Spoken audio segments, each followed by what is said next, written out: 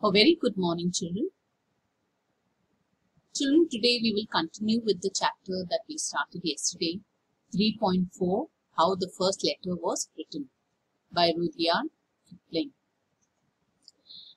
And what did we see so far? Let's just revise. We spoke about this Neolithic family where the father's name in short is Tegumai, the wife's name is Teshumai, and the daughter's name is Tefi.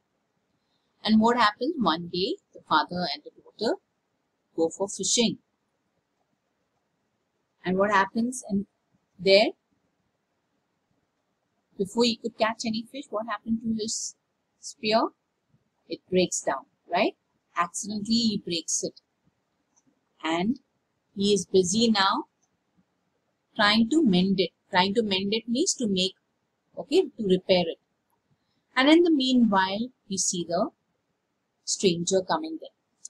And Tefi gets into a conversation with the stranger.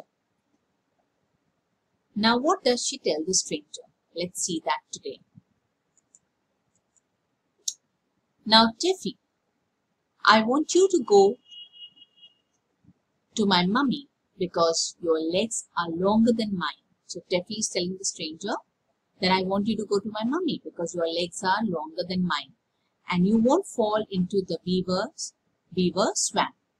And ask for daddy's other spear, the one with the black handle that hangs over our fireplace. Do you remember last time Tefi was telling her dad that I will go and get it. And her dad said, no, you cannot because it's dangerous. You are small there and the beaver swamp. We spoke about the beaver swamp. Beaver is an animal. And what is swamp? Swamp is a marshy land. And it's dangerous for children to be there. So she's telling the stranger that your legs are longer, so you can go there. So, and to get the spear, which is with a black candle that hangs over our fireplace. So, fireplace is your, look, in the home where to keep yourself warm, during winter. So, here you see above that, it is hanging there. So, you go and you tell my mummy. The stranger man thought, this is a very, very wonderful child. She waves her arms and she shouts at me, but I don't understand a word of what she says. Now, the stranger, he likes this child because he remembers his own daughter. But he cannot understand a word of what she says. But if I don't do what she says, I greatly fear that haughty chief, man who turns his back on collars, will be angry. He got up and twisted a big flat piece of bark of a birch tree and gave it to Tefi. He did this, best beloved, to show that his heart was as white as the birch bark and that he meant no harm. But Tefi didn't quite understand. Now, the stranger man is saying that, I don't understand what she's saying, but I will have to do it because he's a little afraid about her father. What does he think? That the father is a chief and he's a haughty chief. Okay, now what do you mean by haughty chief? It means proud and thinking that he is better than the other. Okay, that is the meaning of haughty. So, you see, this chief is, because he's a man and did he look at the stranger? He didn't even look at the stranger. So, he is a man who turns his back on callers. Caller means one who calls on him. Okay, so he's saying that he's sitting there and he's busy with his work. He didn't even turn and look at me. Okay, so this chief is like, a very proud man. And he got up and he twisted. So, he went to a tree. Okay, that's called the birch tree. And he removed a, flat piece of bark. So, you can see that bark in Tefi's hand. Now, what is he trying to tell her? Now, he's trying to tell her that his heart was white as the birch bark and that he meant no harm. Means he didn't come to harm her. Okay. Now, what does Tefi understand? She didn't understand what he was trying to say. Oh, said she. Now, what did she understand? Look at this. Oh, said she. Now I see. You want my mummy's living address? Of course, I can't write, but I can draw pictures if I've anything sharp to scratch with. Please lend me the sharp's tooth of your necklace. Now, what does Steffi think? Steffi thinks that the stranger has given her that piece of the bark of the birch tree in order to write down something. So she's saying, listen, I can't write. You want the address of my mummy? Okay, I'll give it to you. But I can't write. I will draw some pictures. But she needs something sharp, not to scratch on it, to write on it. So she looks at his necklace and she says, you've got this sharp, teeth. The tooth is really sharp, so I can use it. So the stranger man, and he was a Tivara, didn't say anything. So Steffi put up a little hand and pulled at the beautiful bead and seal and sharp tooth necklace round his neck. So she doesn't say anything, just pulls it out and she takes it to write. The stranger man, and he was a Tivara, thought, this is a very, very, very wonderful child. The shark's tooth on my necklace is a magic shark's tooth. And I was always told that if anybody touched it without my leave, they would immediately swell up or burst. But this child doesn't swell up or burst. And that important cheats. Man who attends strictly to his business, who has not yet taken any notice of me at all, doesn't seem to be afraid that she will swell up or burst. I had better be more polite. Now here, the stranger man, when he looks at this child, she's taken her, his sharp tooth in order to scribble on that birch bark. Okay, he says actually that was not ordinary sharp tooth. It was, a magic according to him. Okay? He was told that anybody will touch it. What will happen to that person? They will immediately swell up, means they'll blow up and they'll burst. Okay. Now, does anything happen to Steffi? No, nothing happens to her. So then he says, oh, this child must be a very, very wonderful child. And the chief, who's always, he's strictly to his business. What is he doing? Steffi's father is actually mending the spear, isn't it? But he thinks what he's very, engrossed in his business and he's not taken notice of me. So he better be more polite. Since these people may be very important people, let me be more polite with them. Okay.